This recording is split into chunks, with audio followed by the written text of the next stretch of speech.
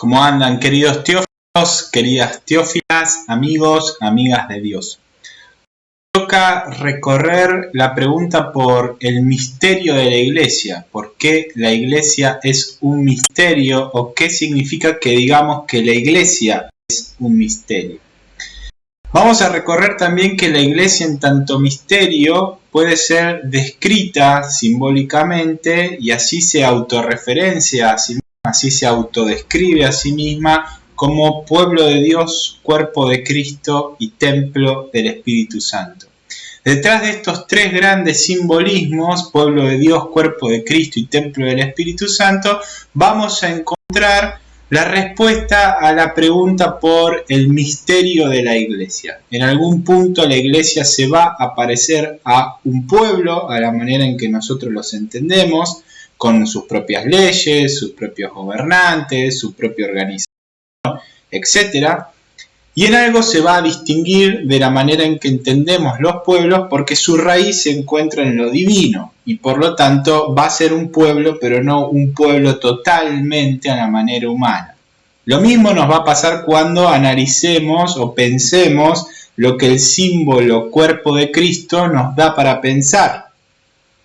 Vamos a ver que la Iglesia se comporta a la manera de un cuerpo y su cabeza va a ser Cristo. Y de la misma manera que la cabeza guía al cuerpo, de la misma manera Cristo gobierna y dirige, rige a la Iglesia. Va a ser un cuerpo a la manera en que nosotros entendemos un cuerpo, que tiene órganos, que tiene sus propias funciones, pero en tanto es un misterio, en mucho se va a distinguir de lo que nosotros entendemos por cuerpo. Y de la misma manera va a pasar cuando pensemos a la Iglesia como templo del Espíritu Santo. En un templo, cuando uno se acerca a un templo es porque va a rezar, va a realizar un rito generalmente, más allá de que quizás uno pueda ir de visita como siendo un turista, pero en la práctica un templo está para que uno vaya a encontrarse con el misterio de lo trascendente. Y por lo tanto la Iglesia va a ser un templo a la manera en que nosotros entendemos templo, pero a su vez, en tanto es misterio, esa característica de ser un templo va a tener rasgos muy particulares. Va a ser el gran lugar de encuentro con Dios, pero sin ser un lugar, porque dijimos que la Iglesia en primer lugar es justamente una comunidad de personas que han sido convocadas por Dios. Sin dilatar más esta introducción, donde veremos el misterio de la Iglesia y los tres grandes símbolos que nos expresan las características fundamentales o elementos fundamentales o las formas en que la Iglesia se describe a sí misma, vamos a pasar a las notas de clase achicándome hacia un costado y de esa manera poder empezar una reflexión un poco más profunda. Cada vez resulta más evidente que el ser humano es un ser simbólico. A lo largo de la historia, la humanidad se expresó de diversas maneras simbólicas frente al misterio de sí mismo, frente al misterio de los otros, frente al misterio del entorno y frente al misterio de lo trascendente. De hecho, si nos ponemos a pensar en nuestro tiempo histórico concreto, la manifestación que hacemos de nosotros mismos, de los otros y de los demás en las redes sociales o en internet claramente son simbólicas. Al momento de subir un video en alguna plataforma audiovisual como YouTube, al momento de subir una historia en redes sociales como Instagram, al momento de pasar memes, GIF, stickers por plataformas o aplicaciones de comunicación como WhatsApp, evidentemente estamos haciendo un uso simbólico y expresa la simbolicidad con la que el ser humano suele conectarse con la realidad, describir a los otros, describirse a sí mismo, describir el entorno y describir su relación con lo trascendente. Lo simbólico que es parte de nuestro mundo tecnológico no es algo nuevo en el ser humano, sino que lo simbólico siempre estuvo presente en la raza humana, al menos desde tiempos lejanos, desde tiempos inmemoriales. Hubo expresiones artísticas, incluso uno las puede ver en las cuevas, que hay expresiones artísticas de nuestros antepasados. Uno encuentra también la manifestación simbólica o el uso del símbolo por parte del ser humano en los rituales sociales o en los rituales religiosos. De esta forma parece que cuando uno se aproxima a ver el procedimiento humano con respecto a sí mismo, los otros, el entorno y lo trascendente, quedan muy pocas dudas de que el ser humano se expresa simbólicamente. De hecho, nuestro lenguaje es un conjunto de símbolos, de términos a los cuales les asociamos un determinado sentido, una determinada designación semántica, extensión, género, etc. El símbolo permite al ser humano expresarse sobre sí mismo, los otros, el entorno, lo trascendente, porque en algún punto no define. El símbolo es una alguidad, es un algo muy particular que no define a la manera de un diccionario donde uno busca la palabra casa, dice 2 puntos, tal definición.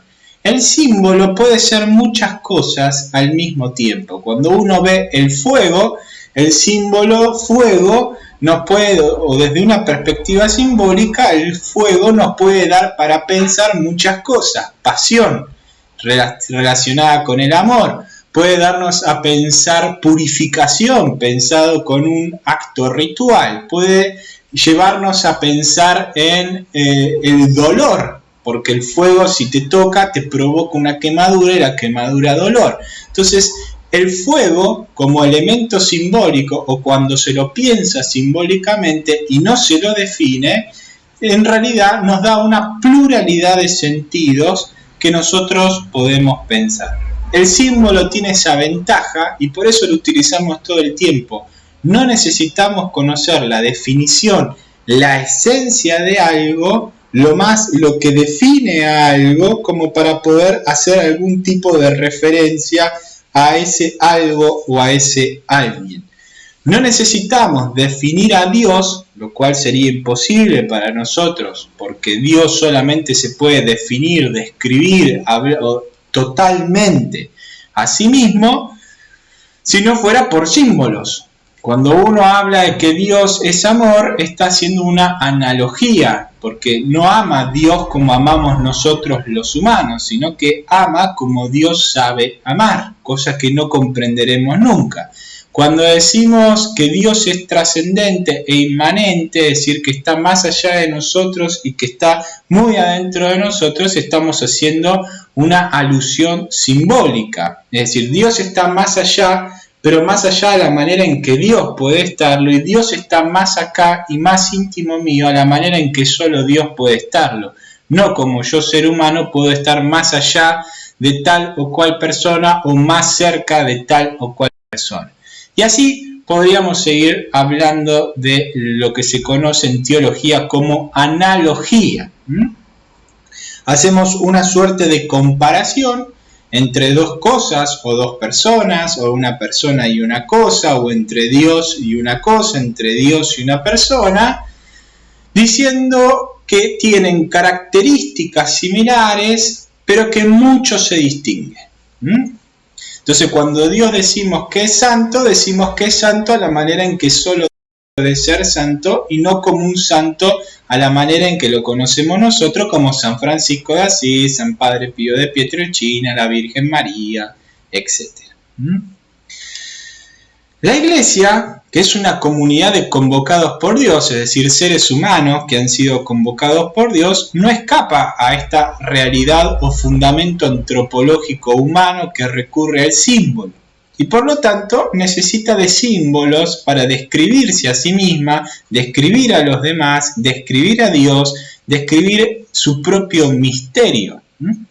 Recordemos que en el fondo la Iglesia tiene sus raíces en Dios. Dios es el fundamento y el fundador de la Iglesia. Y por lo tanto, es un misterio el que la mente humana no puede acceder en su totalidad y por lo tanto debe recurrir al símbolo.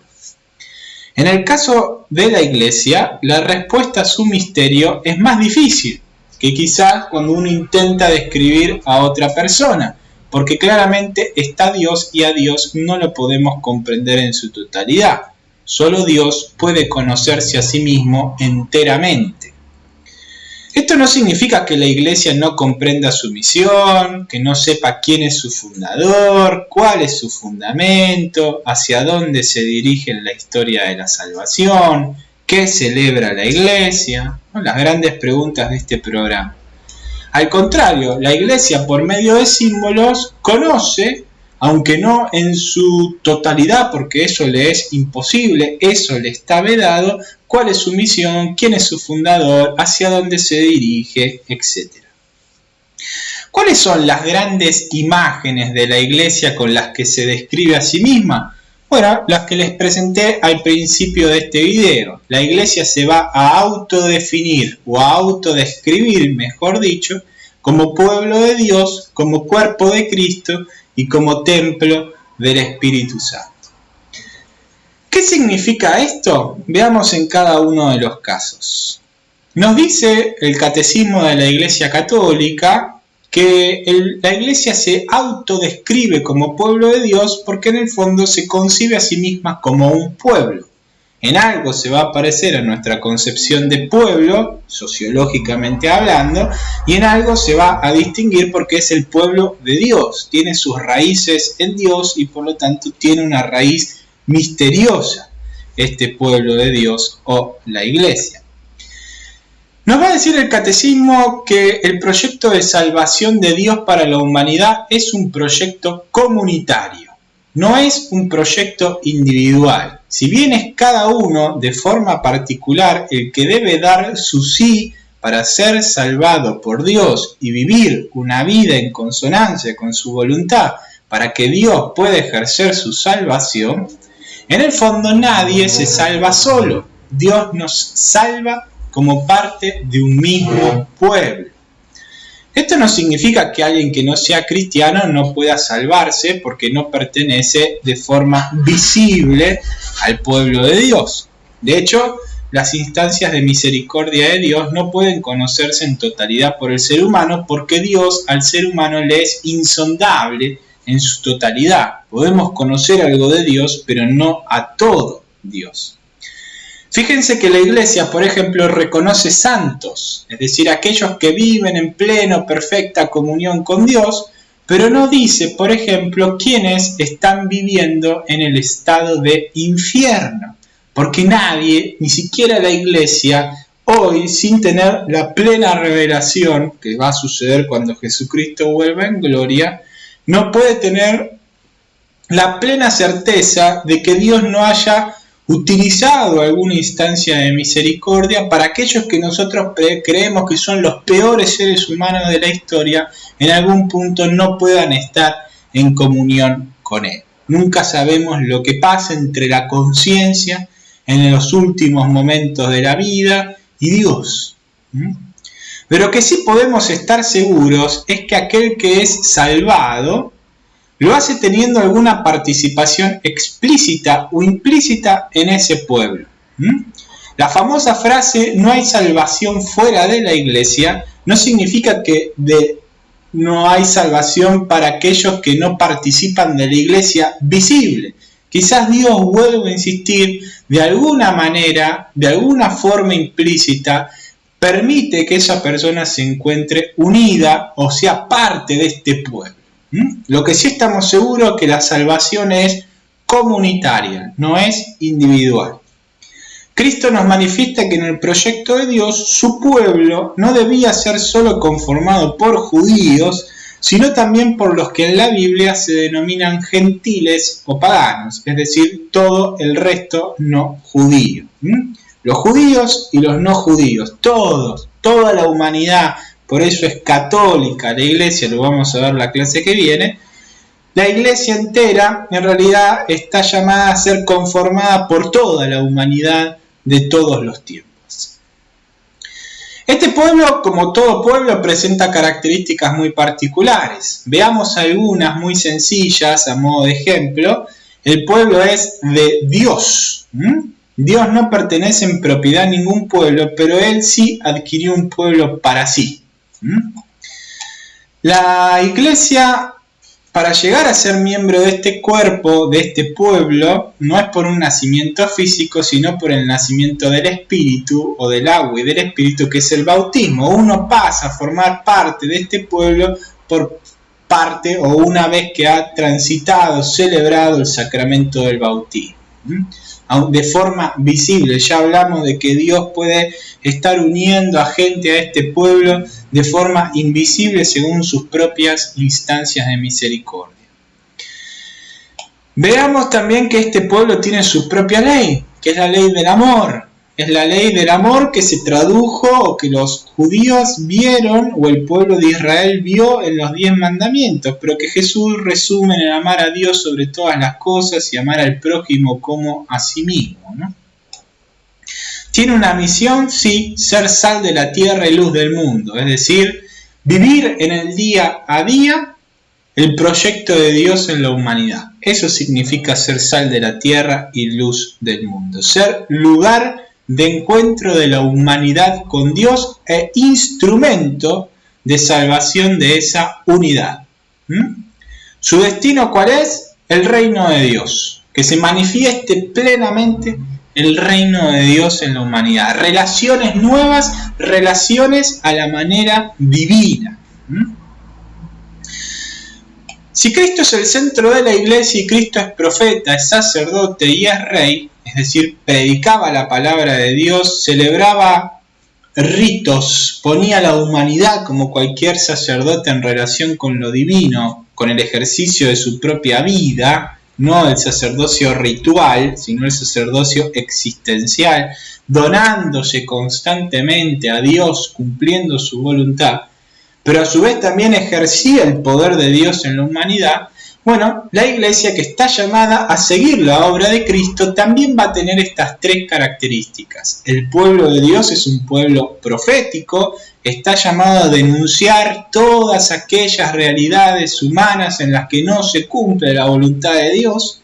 Es un pueblo sacerdotal, se ofrece a sí mismo en sacrificio, viviendo día a día la voluntad de Dios por la salvación de los demás, y es un pueblo real, está llamado a demostrar el poder de Dios, lo que no significa ponerse por encima de los demás, sino poniéndose al servicio de los demás. Recuerden que para la iglesia, gobernar es servir, no es dominar, no es ponerse por encima de los demás, sino ponerse en el último lugar.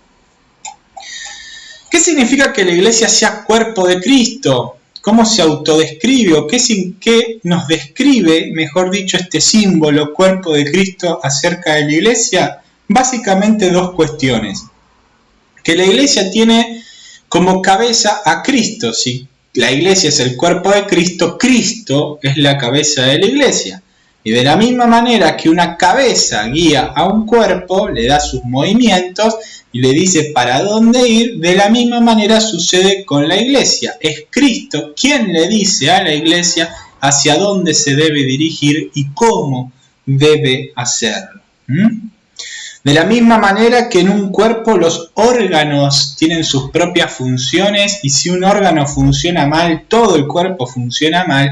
De la misma manera en la iglesia, cada uno de los fieles cristianos, de los bautizados, tiene su propia misión. Y cuando uno no cumple su misión, el resto de la misión de la iglesia se encuentra perjudicada. Cuando uno cumple su misión, el resto de la iglesia se encuentra beneficiada y con ella la humanidad entera. ¿Qué significa que sea templo del Espíritu Santo? ¿Qué nos describe esta imagen? Bueno, algo ya adelantamos al principio. Un templo es el lugar de encuentro con Dios, donde uno va a rezar, donde uno va a ejercer algún tipo de ritual que nos va a permitir unir lo trascendente con lo inmanente, lo divino con lo humano.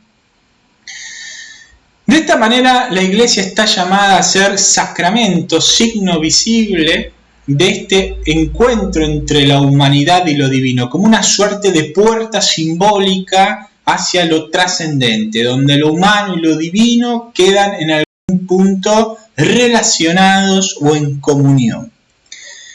Es el Espíritu Santo el que mueve a la iglesia. Como en un templo se hace presente la presencia divina, en algún punto la iglesia es de aquella comunidad donde Dios se hace presente y se encuentra unida a esa comunidad porque el Espíritu Santo, lo divino, el Espíritu de Dios está uniendo a los fieles cristianos como los bloques o los ladrillos en un templo, ¿no? En un templo construido de ladrillos o rocas se encuentra erguido porque hay algo que mantiene unidas a esas rocas. De la misma manera se puede hablar de una iglesia que es como un templo de piedras vivas, usando la imagen de la primera carta de Pedro, en la cual se hace referencia a esta cuestión.